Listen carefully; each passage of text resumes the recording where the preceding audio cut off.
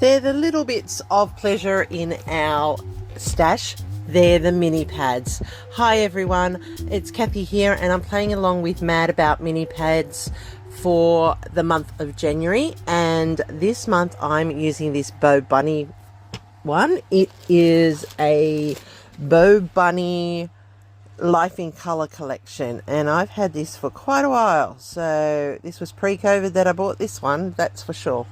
So I'm going to pull out some of the pieces here because I am going to do a little bit of Frankensteining for my matting, and I'm going to build a banner on this layout.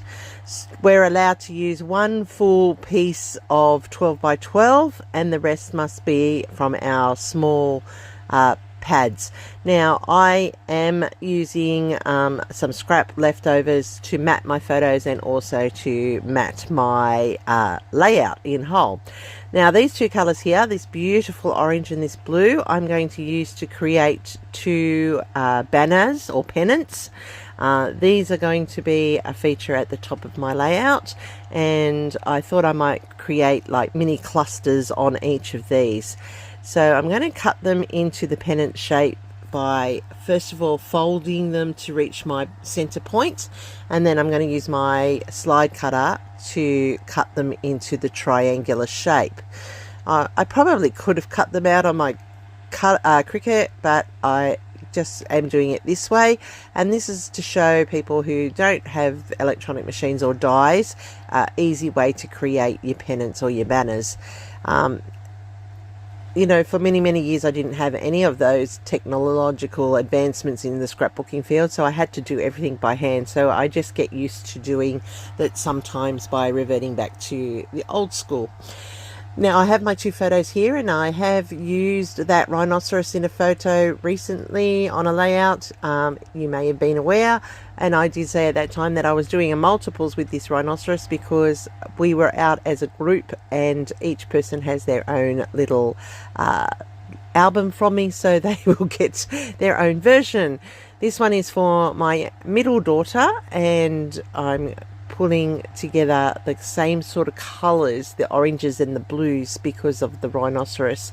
And we were at Lura Gardens, and if you haven't seen my previous video, we found this statue in one of the gardens and we were all taking our photos in and around the rhinoceros.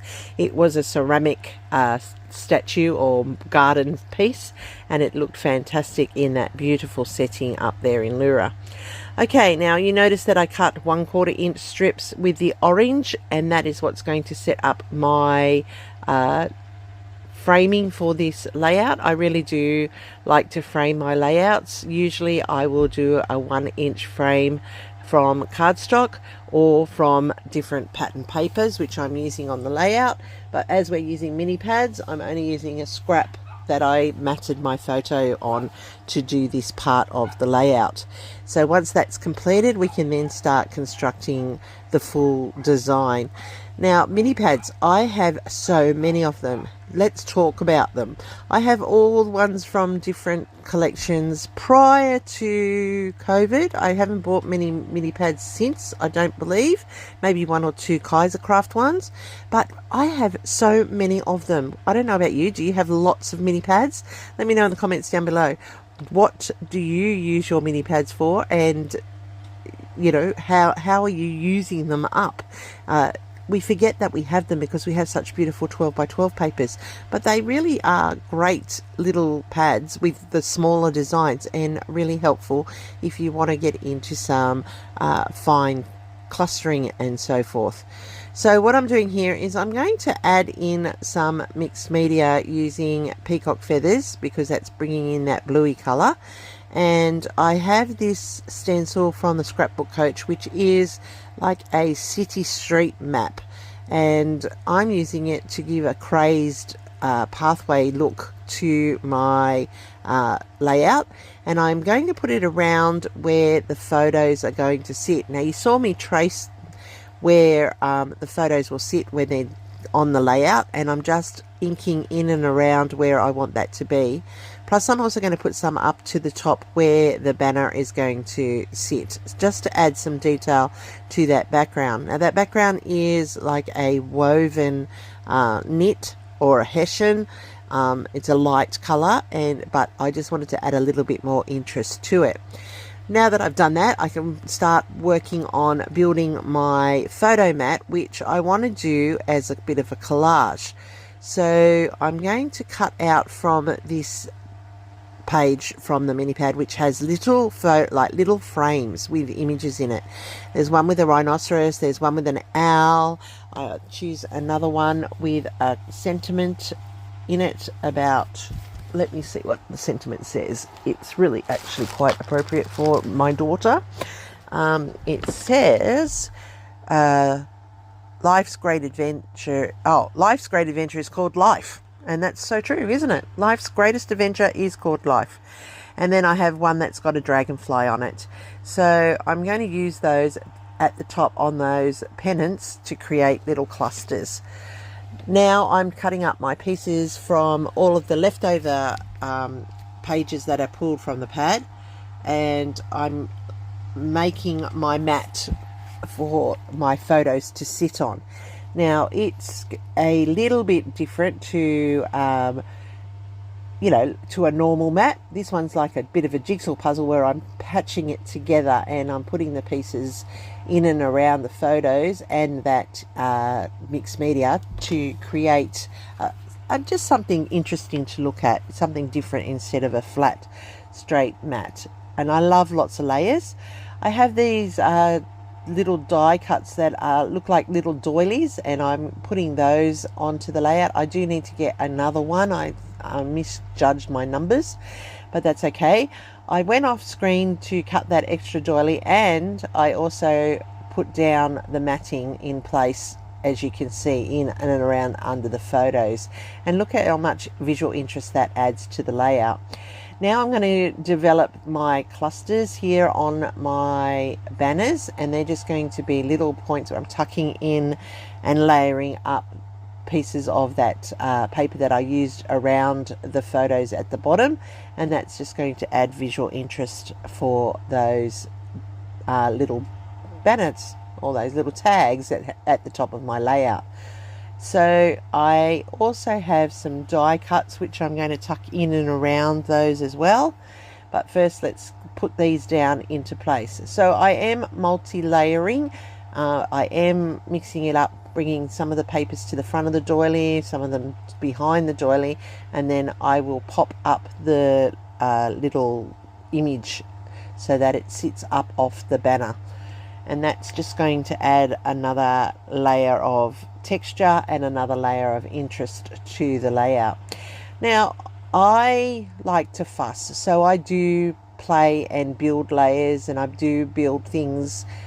You could have just done a straight plain banner here if you wanted to. I like challenging myself. I like being creative, seeing how I can incorporate. I've learned lots by watching some of the very talented people who are playing along today. They do some amazing work with the mini pads. So make sure you go and check out all of them that are listed down below. You will learn something from each and every single person. And that's the whole purpose of this community, is to learn from each other and to inspire each other to get creative. And that's why I love going and watching all the videos that people produce along with this hop. So I'm just working each one individually. That's always important because I do want them to be unique for themselves, but I also want them to be cohesive, and that's why I have limited the amount of colors that I am including on each of these little banners. I'm just popping each of these little frames, as I said, up on the foam tape. That adds that extra layer of texture and dimension, and I do like it when I'm a very tactile scrapper. I love paper. I love all of the bits and pieces that make the layout work together, and I love being able to just touch. So that's the beauty of our craft. The real reason I like to scrap is I like to get our stories captured, and I also just like getting creative and challenging myself to be a little bit more creative. And that's why I find scrapbooking so relaxing, and it is also that memory keeping, which is so important. Now, I have layered each of those tags and I'm happy with them now, so I'm going to adhere them into place, and once I've done that, I will then be able to start embellishing the rest of the layout. Now, I love the colours in this layout. Blues and oranges, they're opposite sides of the colour wheel, so they work really well together, and when you do put them together, they make a striking impact on the layout. So I often go for the bright colours, and you can see that each of the colours that I've chosen today are somewhere in those photos, and that's really important if you want your photos to stand out on your page when you're using really bright colours, is to make sure that they are found in your photos so your photos don't get washed out and lost on the layout. Alright, so I'm just going to clean this up a little bit because there's lots of little pieces of tape there. Now that I've done that, I'm very happy with that layout. I've gone through my scrap basket. Well, it's not really a scrap basket, it's a basket where I have all the extra die cuts that I have left over from layouts when I'm being busy creating. It's really an interesting process because I always do more than I need, and then the question is, do I get rid of them or do I keep them? And so I have a basket that I just put them in, and every now and then when I'm doing a layout like this, I go through that basket to see what I've got available that I can incorporate into the layout without having to go recut. And today I've pulled out a whole stack of different leaves and foliage and things like that, and I'm just manipulating them into the layout so that I have that combination of foliage building up the clusters in and around the photos. So I put in some gum nuts up there to the top. I have these fussy cut leaves which I'm going to incorporate in behind the mushrooms and around those bamboo shoots. Because it is a garden photo, it is easy to incorporate lots of foliage, and I will go off screen and adhere, or well, I don't know that I go off screen actually, I think I do that on screen today, and I put all these into place in and around, and oh, there you go, I did go off screen.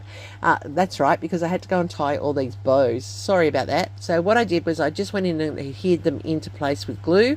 I didn't pop any of them except the tops of the mushrooms so that they pop up from the cluster, and then I use my bow awl to tie all these bows. Now I just wanted some extra texture, and pennants need to be tied up to something, so I put the bows in for that part. Now I have these Simple Stories stickers here, and I'm going to use the title here and there, because that's for my daughter. She does wander here and there. She does wander off from us when we're out because she needs her time away from people. She uses up her social battery, as she says, and that's okay. So it all ties in for her. I'm putting in the arrows. One points directly to her and one points to the top sentiment, which says life's great adventure called life. And it really is, because you know, life is your greatest adventure. Now I'm using my fussy cut scissors here, which really I shouldn't do for the string, and so I went and got my other set of scissors so that I could cut down the extra tails. I don't need all that extra fiber hanging down over the layout. I just need a tight little bow sitting at each of those points. So this is pretty much done for today. I've used all my papers. I've created a whimsical type of layout, and then I contemplate putting on these gems, but I am going to settle for the sequins that I have here from Pretty Studios. And is it, what are they called? I'm telling you a lie. They come from Picket Fence Studios, sorry, and they're just in the oranges and the whites. So I'm going to put some sequins in and around the layout. I'm having a terrible time with my picking tool. It's not being very pleasant and not helpful at all. So I did get a comment that I needed to heat it, so I think I will go and do that, give it a little zap in the microwave to give it a warm up and let it work.